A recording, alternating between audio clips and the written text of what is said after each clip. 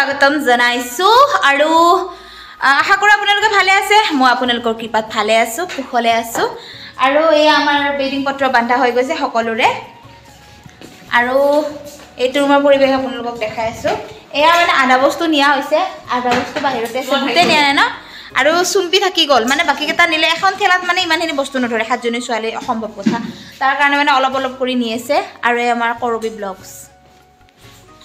আৰু এটো আমাৰ চুম্পি ব্লগছ লায়া কৰি তাও দুদিন পিছত ব্লগছ খুলিব আপোনালোকে চিন্তা নকৰিব তাৰ মানে তাৰ মোবাইলটো অলপ হে হৈছে তাৰ কাৰণে মোবাইলটো যেতিয়া মানে ভাল হ'ব আৰু তেতিয়া মানে ভাল মোবাইল ললে তাৰ মানে চেনেল এটা খুলিম বুলি কৈছে আৰু তো গাইস বস্তু নিব আহিলে আমিও গমন কৰিব লাগিব আমাৰ ষ্টাফ বাছলে তো আশা কৰিছো আজিৰ ভিডিঅটো একদম প্ৰথমৰ পৰা শেষলৈকে একদম স্কিপ নকৰা কৰি চাব বুলি আশা ৰাখিছো আৰু এই আকৌ ৰবিয়া চাওক কেনেকৈ লিপষ্টিক লগা আপোনালোকক দেখাইছো দে লগো লগো চাওক গাইস আৰু কৰবি ব্লগছ আইনা চাওক ইমান সৰু দেখি পাৰে মই সন্দেহ কৰা ভাবিছো ন এ চাও এনেকে চাব লগা হৈ যায় চাওক গাইস অপমান কৰা বুলি কৈছি অপমান কৰা নাই গাইস তাৰ মানে তাই দুখটো মই দেখাই দিছো আৰু কিমান সৰু সৰু আইনা লাগে লিপষ্টিক লবা লাগা হৈছে তো গাইস ৰাজু আই বেছি আধা বস্তু তলে বাসখন ওচৰতে আছে নেকি বেগখিনি ভিতৰতে আছে মই সৰু সৰু লান দিছো তো গাইস এই ৰাস্তাত থৈ দিছে ঠেলাখন তো বস্তুখিনি প্ৰথমতে হেৰি ফৰাই লো তাৰপিছত আকৌ আহি আছো ভিডিঅ'ৰ মাজলৈ তো গাইস আমি ওলাই আহিছো আৰু হাতত এয়া দেখিছেনে এইবিলাক নাভাবিব যে আমি চব্জি বা কিবা খোৱা বস্তু আনিছো এইবিলাক জাবৰ হয় মানে ইয়াতে জাবৰ পেলোৱা একেবাৰে জাগা নাই ভাবিছো ইয়াতে পেলাই দিও নেকি বাহৰ তলত ইয়াতে পেলাই দি শুনছা বাহৰ তলে কি হ'ব কোনে যাব ললো তো গাইস কি বলিছা তো গাইস আমাৰ বস্তু উঠা হোৱা নাই আধা ৰাস্তাতে ৰখাইছে আৰু আমি এই এইখন দোকানতে আমি কফি খাইছো তো আজি লাষ্ট বুলি আমি ইয়াতে তিনিজনে আমি কফি খাব আহিছো তিনদিন আমি ইয়াতে খালো আৰু আজি লাষ্ট বুলি আজি কফি খাব আহিছো আমি তিনিজন আৰু গাইস এয়া আমি তিনিজনে কফি খাই পেলাই আকৌ আমি ষ্টাফ বাছত উঠিলো আৰু এতিয়া আমি গৈ আছো চাৰুগুৰি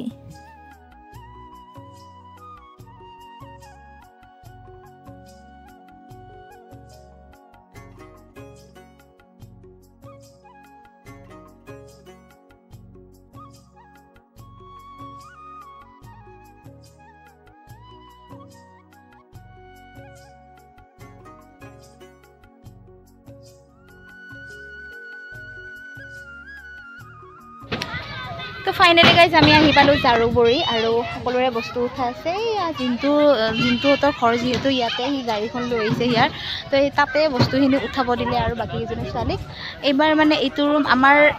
এইটো ৰাস্তাত আৰু সিহঁতৰ আছে সেইটো ৰাস্তাত সিহঁতিফালে ৰুম দিছে আৰু আমাৰ এইফালে ৰুম দিছে তো এবাৰ মানে বেলেগ বেলেগ হ'ব তো অহাকালিলৈ আমি এলেকাত যাম আপোনালোকক দেখাম বাৰু এজেগাত মানে এয়া আমাৰ ভাইটিহঁতৰ ঘৰত মাতিছে জিন্টুহঁতৰ ঘৰত ভাত খাবৰ কাৰণে তো ৰাতিপুৱা তালৈকে যাম গাইছ তো আৰু এয়া হ'ল পেণ্ডেলৰ ওচৰতে ৰখাইছে আমাৰ গাড়ীখন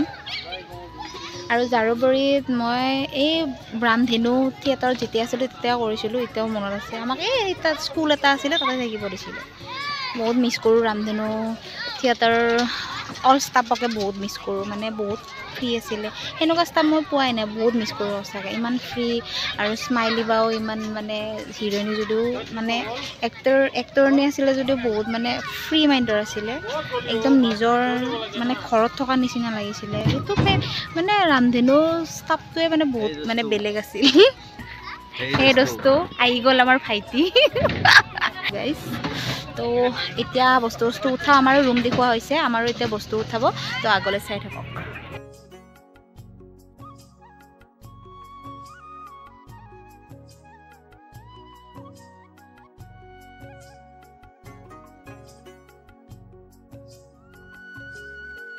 গাইজ আমি ৰুম আহি পালোঁ আৰু মানে ঘৰটো ইমানে ভাল লাগিছে মানে ঘৰটো সৰুৱে হয় কিন্তু বহুত মৰম লাগিছে আৰু এনেকুৱা ঘৰ মই বহুত ভাল পাওঁ আৰু এইখন জেউতিৰ বিচনা এইখন হল মোৰ বিচনা আৰু ইয়াত কিমান আনা চাব এইখন আইনা এই এখন আইনাই চাই থাকিব পাৰিম ইয়াতে তাৰ বস্তু ভাইটি আহিছিলে জিনটো সি আহি পেলাই বস্তু দাঙি ভিতৰত সোমাই থৈ গ'ল সেইখিনি মানে চিজিল কৰি লওঁ আৰু বিচনা পাৰোঁ তাৰপিছত ভাত বহাই দিওঁ কণী আনিছোঁ আমলেট বনাই পেলাই সেনেকৈ খাই লৈ বঢ়িয়া কৰি বাচন ধুই পেলাই অলপ জিৰণি লৈ লওঁ তো গাইজ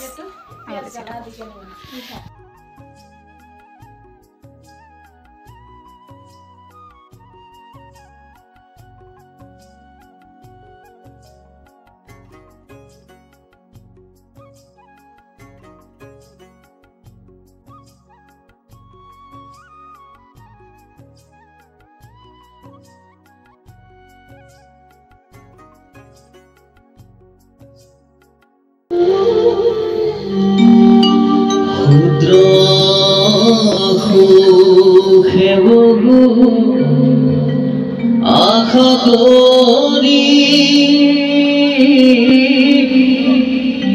ও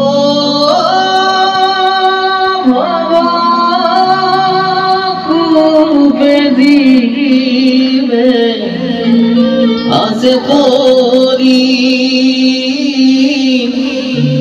কালো হর পেদংখী হেরাইল চেতনতার হেরা কালো হর পেদংখী হেরাইল চেতনতার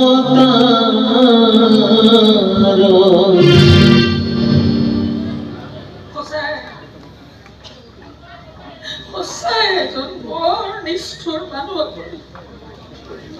মোৰ নীলাচুৰ স্বাৰ্থপৰ মানুহ আপুনি চবটো শেষ কৰি গ'লেই শেষত গৈ থৈ মোৰ ল'ৰাটোৰ মুখৰ পৰা দেউতা মাথা আৰু কাঢ়ি লৈ গুচি গ'ল নহয় ইমান সৰু হৈ আছে কি এতিয়া সি দেউতা বুলি মাত মতাৰ অভ্যাসটো এৰিব লাগে বেলেগ একো নাপালেও কমচে কম সি দেউতাকজনক চকুৰ আগত দেখিতো আছিল মানুহৰ আগততো ক'ব পাৰিছিল আছা মোৰ দেউতা আজি মই চৌধুৰীহঁতৰ অফিচলৈ গৈছিলোঁ অফিচত লগ ধৰিলোঁ চাকৰি কৰি থকা অৱস্থাত যদি গিৰিয়েকৰ মৃত্যু হয় তেতিয়াহ'লে তেওঁৰ পৰিয়ালৰ আন সদস্যই চাকৰি পোৱা নিয়মটো আছে মই এপ্লাই কৰি থৈ আহিছোঁ 4-5 মাহৰ ভিতৰতো চাকৰিটো হ'ব বুলি কৈছে নালাগে দাদা মই তেওঁৰ নামত থকা চাকৰি নকৰোঁ কিন্তু কিয় আমাৰ দাম্পত্য জীৱনত আমি কোনোদিনে ভাল গিৰিয়েক ঘৈণীয়েক হ'বই নোৱাৰিলোঁ দাদা বিয়া হৈ আহিলোঁ সপোন ভঙাৰ কষ্টতে তেওঁ পত্নীৰ মৰমখিনি দিবই নোৱাৰিলোঁ মাক ক'লোঁ মোৰ সপোনটোৰে চা মইনা সজাই পৰাই থকাতেই ব্যস্ত হৈ থাকিলোঁ তেওঁ বোলে চাবলৈকে নহ'ল আৰু পিছৰ সময়ছোৱা এখন যুদ্ধ কৰি কটালোঁ তেওঁ মাতাল মই খঙা তেওঁৰ আত্মনাদ আৰু মোৰ মৌনতা এইবোৰ কৰি থাকোঁতে চা ন দাদা মানুহজন গুচিয়ে গ'ল ভাল মৰমীয়াল পত্নী হ'বলৈ দেখোন মই আহৰিয়ে নাপালোঁ দাদা ভাল পত্নী হ'ব নোৱাৰিলোৱে যেতিয়া এতিয়া কেৱল চাকৰিটোৰ কাৰণে নিজকে আৰু মই পত্নী সজাবলৈ নাযাওঁ তেনে কিবা কৰিবলৈ গ'লে ওপৰৰ পৰা চাইছে তেওঁ মোক হাঁহি চা এতিয়া আকৌ পৰিবাৰ কিন্তু ভণ্টি তই চাকৰিটো নকৰিলে ঘৰখন চলাবি কেনেকৈ চলাম দে কিবাকে সেন্দুৰখিনিহে নাই হাত দুখন ভৰি দুখন আছে নহয় টিউশ্যন কৰি প্ৰাইভেট স্কুলৰ মাষ্টৰণি কৰি দোকানে পোহাৰে বয় বস্তু বেছি যিকেইটা পইচা পাওঁ তাৰে আমি মাক পুতেখাল চলি যাম কষ্ট হ'ব মোৰ হ'লেই হওক কেৱল মইনাৰ কষ্ট নহ'লেই হ'ব অকণমান মইনাৰ লগত থাকচোন আমাৰ ওচৰৰ ইংলিছ স্কুলৰ হেডমাষ্টাৰজনে মাতি পঠিয়াইছে চাকৰি এটা দিম বুলি কৈছে চাওঁচোন কি হয় এতিয়া ক'বলৈ গ'লে মোৰ এই বুকুৰ থপথপনিখিনি এটা ভিডিঅ' কলতে আবদ্ধ হৈ আছে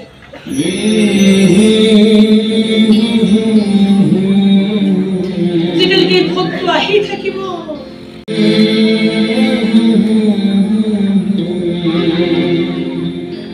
মদ খালেও মোৰ মানুহজনে কেতিয়াবা কিছুমান বৰ সঁচা কথা কৈছিল জানে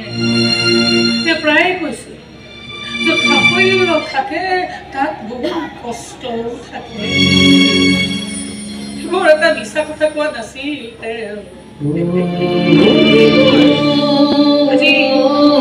আজি মই না ডাঙৰ হৈছো বিদেশত সেই চাকৰি পাইছো মোৰ সপোন সাৰ্থক হৈছে এটা মুহূৰ্ত উপহাৰ পাবলৈ মইতো কম কষ্ট কৰা নাছিলো অৱশেষত যেনিবা সেই মুহূৰ্তটো মই উপহাৰ পালো মই নাক লৈ দেখা মোৰ সকলো আশা সকলো সপোনেই পূৰণ হ'ল কিন্তু কষ্ট নকমিলো যিমানেই সি সফল হৈ গৈ আছে সিমানেই যেন সি দূৰলৈ গৈ আছে অন্তৰখন খালি খালি গৈ আছে বুকুখন ভাঙি ভাঙি গৈ আছে এতিয়া ভঙা বুকুখনত মাজে মাজে মাজে মাজে মইনাৰ বুকুখনকে থৈ মই নিজকে নিজে প্ৰশ্ন কৰোঁ যেনে মইনা আচলতে মই কি হোৱাটো বিচাৰিছো এজন সফল মানুহ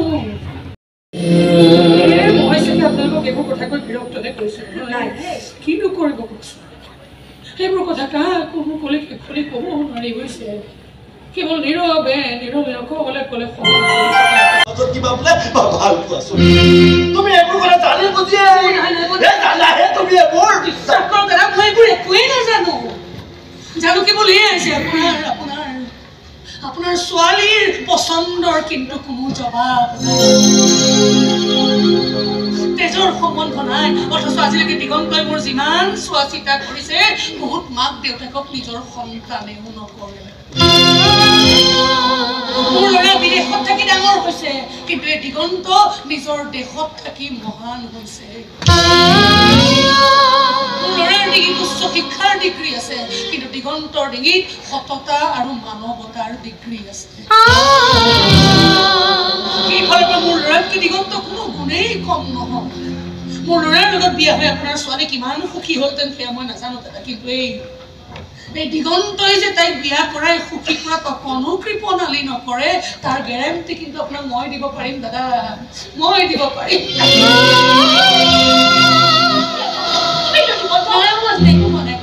কেৱল মনে মনে থিয় হৈ শুনি আছে দিগন্তৰ গুণ গৰিমাৰ কথা মানি লৈছো দাদা দিগন্তৰ দোকানখনৰ উপাৰ্জন অকণমান কম সেইখিনি কেনেকৈ বঢ়াব পাৰি তাৰ চিন্তা মই কৰিম মোৰ ল'ৰাৰ লগত বিয়া নহ'লেও ৰান্ধিহে আচলতে মই বিয়াখন এনেকৈ হঠাতে কেঞ্চেল সেইবুলি আপোনাৰ ছোৱালীক কিন্তু মই বিপদত পৰিবলৈ নিদিওঁ এটা ডাঙৰ সম্পদ দি থৈ যাম তাইক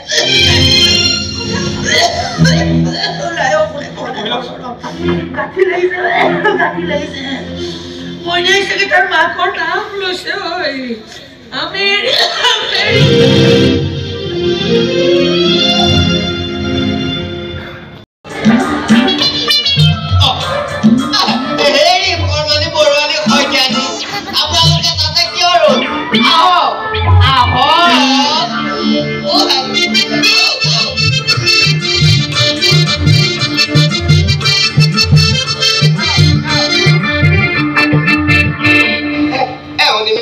কিমান এটা আগবঢ়াৰে মাতি পঠাইছে কিমান এটা গধুৰ দায়িত্ব দিছে এতিয়া আপোনালোকে গৈ দেখুৱাই দিব লাগে যে নাৰী শক্তি কি বস্তু আৰু ময়ো দেখুৱাই দিওঁ চেনীৰ শক্তি কিমান আহক মোৰ পাছে পাছে আহি থাকক ভাগৰ লাগিলে মোৰ কান্ধতে ধৰি দিব পাৰিব লাজ কৰিব নালাগে আহক আহক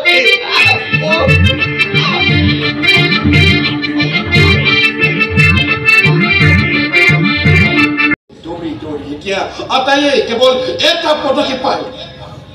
আৰু সেইটো হ'ল নিসংগতা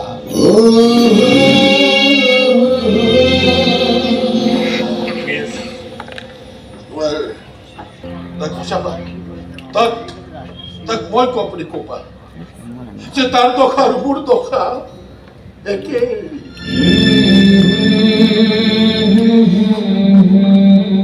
সি মদ খাই খাই জীয়াই আছে আৰু আমি কষ্ট খাই খাই জীয়াই আছো সি জীৱন যুদ্ধত হাৰিছে আৰু আমি সাফল্যৰ দৌৰত হাৰিছো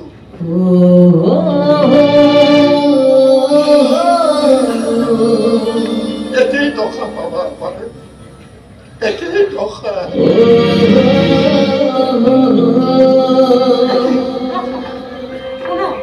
সেই টুকুৰা দুটা ভৰাই লৈচোন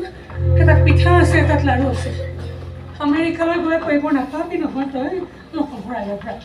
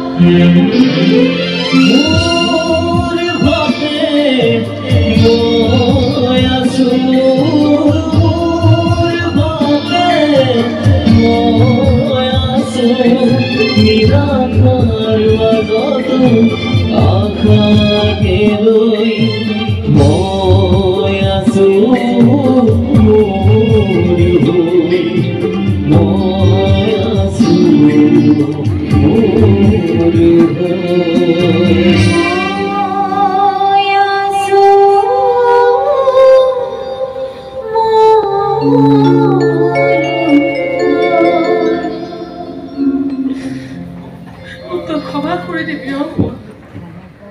ভবাই নাছিলো বুজিছ সাফল্যৰ অন্য তাৰ নাম যে মৰিচিকা খেদি কেৱল